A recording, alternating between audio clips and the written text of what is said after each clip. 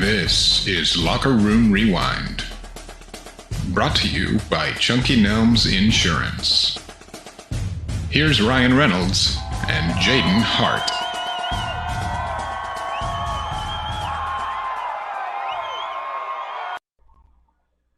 Hello everyone and welcome to Locker Room Rewind, powered by Chunky Gnomes Insurance. Access to over 20 insurance companies to give you the best value. Located at 1121 South Abe Street, San Angelo, Texas.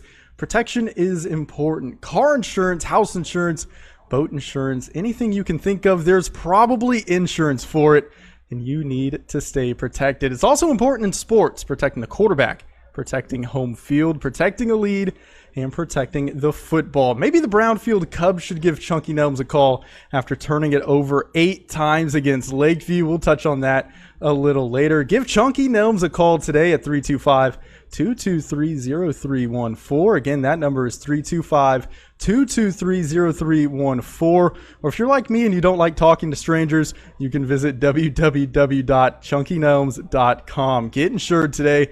It's important, guys. It's important. Just like high school football here in the Concho Valley and across the great state of Texas. I'm Ryan Reynolds, alone on the set today. No special guest, no KSAN's Jaden Hart. You're stuck with me. It's September 26th, 2020. Just to remind everyone, in case all of your days are running together, here's your friendly reminder. Week 5 of the high school football season is in the books, or week 1 if you're a 5A or 6A school. Statements were made. There were some surprises for a few schools, and they also picked up their first win. Good for those programs. Let's go ahead and give them a round of applause. Good job, guys. You guys have a win now, and you can branch off that into the following week. Some scores from Friday night before we get into the details. We had 20 total games, 2 Thursday night games. Central opening its season against Killeen Shoemaker, and second-ranked Sterling City on the road at Happy. We'll touch on both of those. But some scores first. Ozona defeated Brady 20-14 to improve to 3-2. Brady, they were favored by more than 20 points against Ozona. They fall to 2-3. Both teams will have next week off before starting district play. Mason picked up their first win of the season, beating Junction 34-7 behind quarterback Matthew Kerr's 132 rushing yards and a pair of touchdowns. The Punchers, they also picked up 4 interceptions. We're talking about insurance and protecting the football.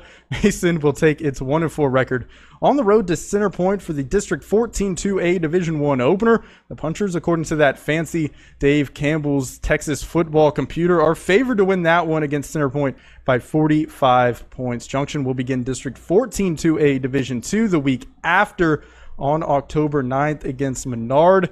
The Junction Eagles now 3-2 after that loss to Mason. Ballinger, they lost their first game of the season. The Bearcats fall to 4-1 after allowing 5 first-half touchdowns to Llano, losing 34-0. It's interesting because entering that game, Ballinger only allowed 4 touchdowns all season.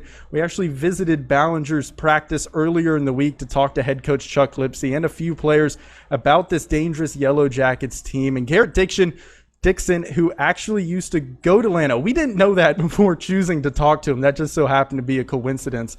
That worked out in our favor. He knows all the guys over there in Llano. He said what makes this Yellow Jacket team dangerous is how well they toss the ball up and down the field and how explosive they are.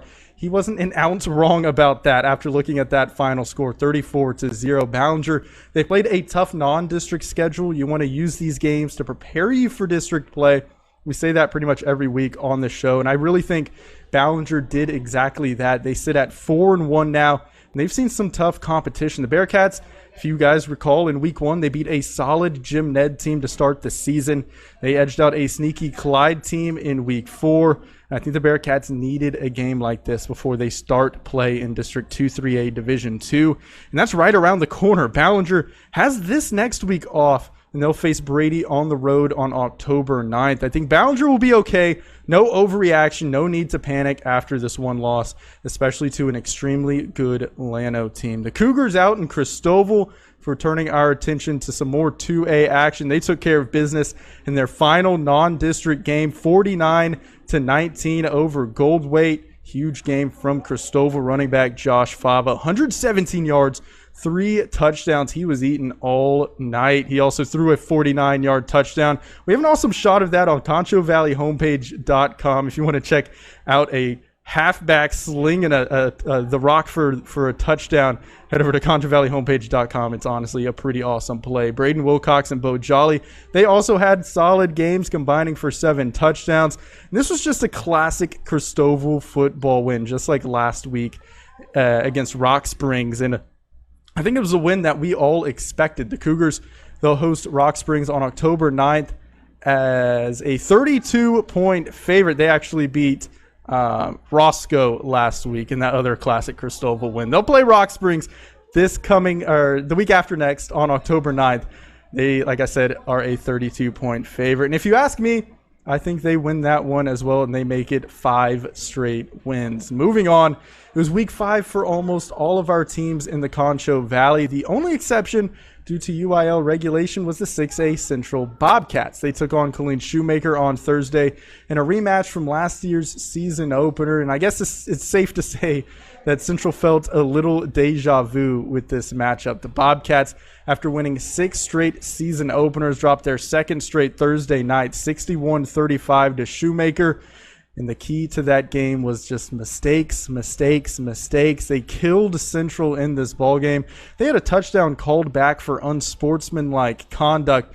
Now, I wasn't there at the game, so I can't go into complete detail about what went wrong for the Bobcats or what went right. But Jaden was, and he gave me a call actually, and we were talking about the officiating of this game. He said some of the calls were a little questionable, but regardless, Central falls to 0-1. The Bobcats didn't play 4 quarters of football. It kind of reflects in the final score. I think the mistakes deflated the team a bit. I don't know. We'll talk with head coach Brent Davis on Monday. We'll ask him questions and get his thoughts. You can tune in to his responses on KLST and KSAN on Monday for the 6 and 10 o'clock.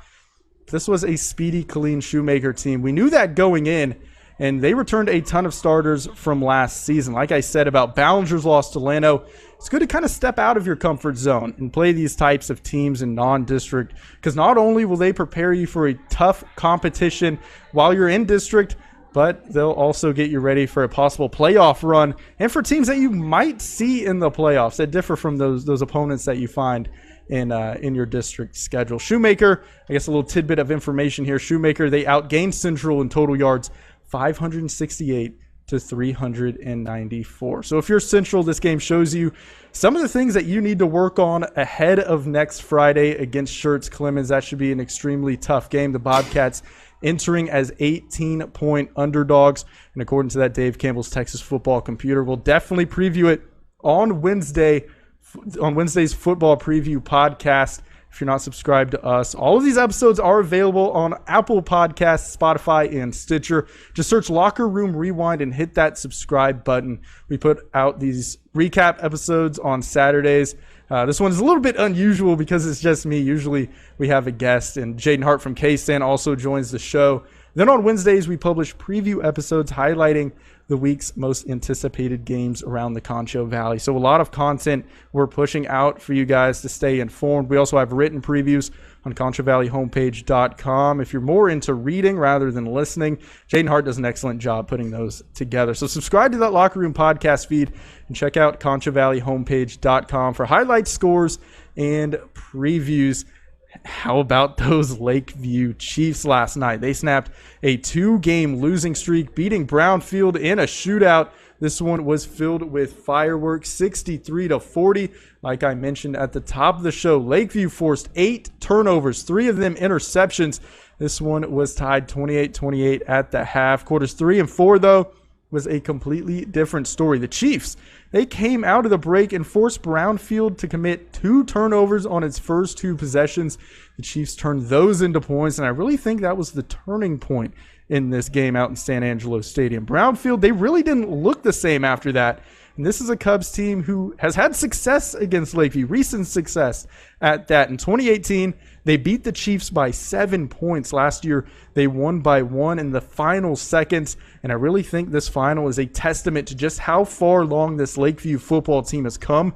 Here's head coach Hector Guevara and what he had to say after the thrilling game. There was a lot of points on the board, that's for sure. And I was good to see the kids just executing. Not good to see giving up a lot of points, but that's credit to Brownfield. They do a good job down there, catching the ball, tackling, just the little things that sometimes we do take for granted. But we just got to execute and doing those things, because at crucial points we dropped some tonight. And they've really improved from last year, and it's been great watching the transformation really of one of those Lakeview Chiefs. And one of those players that I really want to focus on is senior quarterback Albert Rodriguez. He's been an animal this season, stronger, faster. He's just more intelligent on the field. You can see that with his throws. Last night he had 4 passing touchdowns, 4 rushing touchdowns. He's not scared to lower his shoulder and run you over either. He's just so exciting. He had 1 touchdown against Brownfield where he dove into the end zone, and you can check out those highlights on ConchoValleyHomepage.com. But he's really just been fun to watch. He's thrown for 16 scores through the first 5 games this season. I don't know if it's the growth. I don't know if it's the magic of the mullet that he has, but Rodriguez, and honestly, this entire Lakeview offense has been red hot. They're averaging 39 points per game this season. Let's not fail to mention both Brendan Herrera and Tristan Franklin. They each caught a pair of touchdowns last night as well. Austin Bandy, let's not fail to mention his name. Let's not forget him. He's also had a huge season so far through 5 games on both sides of the ball. This Lakeview team, it's exciting to watch when they're firing on all cylinders. I just think on the defensive end, they need to improve on stopping the run, because it's been their kryptonite, and they need to keep the offensive play up, improve defensively, get better at stopping the run. Don't allow 40-plus points when you force 8 turnovers, and this team has the pieces to win a playoff game. I think the district that they're in, District 2 4A Division 1, is still Andrews's to lose. But don't sleep on the Chiefs. They can beat Big Spring and Fort Stockton. And anyone can win on any given day. That's the joy of sports. That's what gives me a job. And that's why we're here today. Lakeview now 3-2, like I said. They snapped that 2-game losing streak. They can put that behind them and just focus on Fabens next week. It's a long drive, but I believe the Chiefs can get it done next Friday. We talk about Lakeview and Brownfield and how that was a fireworks show at San Angelo Stadium. Well, if you were at Bronco Stadium in Sonora for Sonora versus El Dorado, you witnessed the big finale of that fireworks show. Sonora getting its first win of the season in double overtime against rival El Dorado, 44-42. And this was nothing short from exciting. Right from the jump, this rivalry game had it all. Actually, let me go ahead and break this down for you guys and give you guys the backstory of this rivalry between Sonora and El Dorado. It extends back to the 1920s, but has died down over the last 2 decades since Sonora made the jump in classifications. The last time these 2 teams played was in 2005, before last night. I was shooting highlights of this game actually for KLST, and I was talking with some people from Sonora on the sideline. It amazed me, because even though it's been 15 years since the 2 have played each other in a football game, one person was telling me that every kid knew the importance and how significant it was to their hometown. It's really just awesome to hear that, and knowing that only 22 miles separates the 2 towns. It's honestly just a really awesome story, and an awesome game to be a part of, if I'm being honest. This was a really good game. Sonora had a 36-23 lead in the 4th. El Dorado scored a pair of touchdowns to send the game to overtime. And this is kind of the recap from the San Angelo Standard Time. Support local journalism. El Dorado had a chance to score in the first overtime, but they fumbled through the back of the end zone. Very unfortunate for the Eagles. That resulted in a touchback. And then in the second overtime, Sonora scored and got the 2-point conversion. El Dorado responded with the score, but was stopped on the conversion to end the game. That's how it ended. Like I said, fireworks. Sonora was averaging just over 7.5 points per game. I think to be exact, it was 7.6 points per game. And they dropped 44 on El Dorado. That's crazy. And they won with all of their yards coming on the ground. Sonora, 258 rushing yards, 0 passing yards. That's even more crazy in my opinion. El Dorado, they actually outgained the Broncos 429 to 258. You don't really see that very often. El Dorado also won the turnover battle. El Dorado turned it over twice. Sonora turned it over 3 times. However, the Broncos come out on top, and they are 1-4. They'll open District 2-3A Division II play on October 9th against an undefeated Ingram Moore team. So we'll kind of see how this emotional win can either benefit. We'll just see how it impacts Sonora. If we're keeping it simple here, we'll see if they come out sluggish, which normally is the case for teams who come off emotional wins. They tend to start the next game sluggish, but we'll see if the Broncos can compete against an undefeated Ingram Moore team. I think it'll be very close.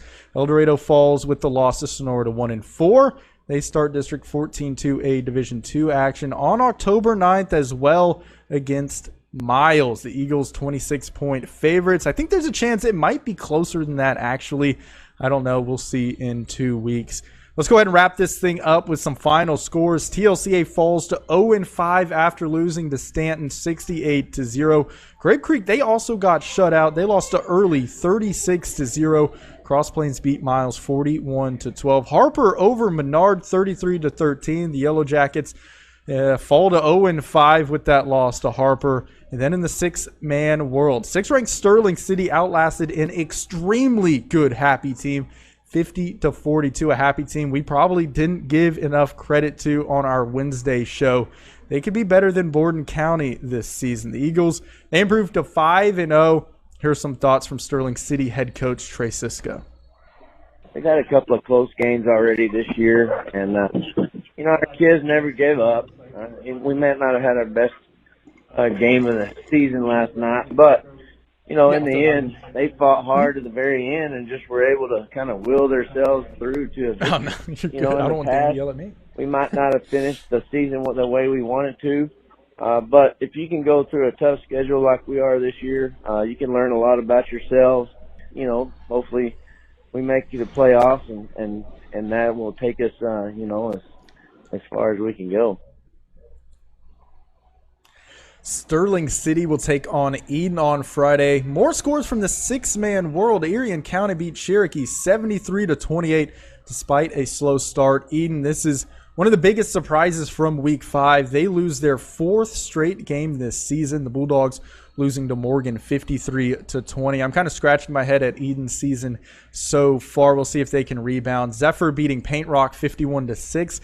Very Best blanks Panther Creek 50-0. And then number 3 Borden County over Water Valley 46-0. Rotan over Robert Lee 61-14. And then last but not least, Blackwell improves to 3-2 after beating Brooke Smith 56-8. So that's about all the time we have on this episode of Locker Room Rewind. Only 2 Concho Valley teams remain unbeaten in their six-man teams, Sterling City and Erie County. To be honest, not very surprised at all that they are the lone 2 remaining unbeaten here in the Concho Valley. There's still a ton of football left to play, and Locker Room Rewind is here for your recaps, previews, and analysis. Thank you, everyone, for tuning in. Thank you, Chunky Nelms Insurance, for sponsoring Locker Room Rewind. Access to over 20 insurance companies to give you the best value. Located at 1121 South Abe Street. Give them a call, 325-223-0314. Send them an email, chunky@chunkynelms.com,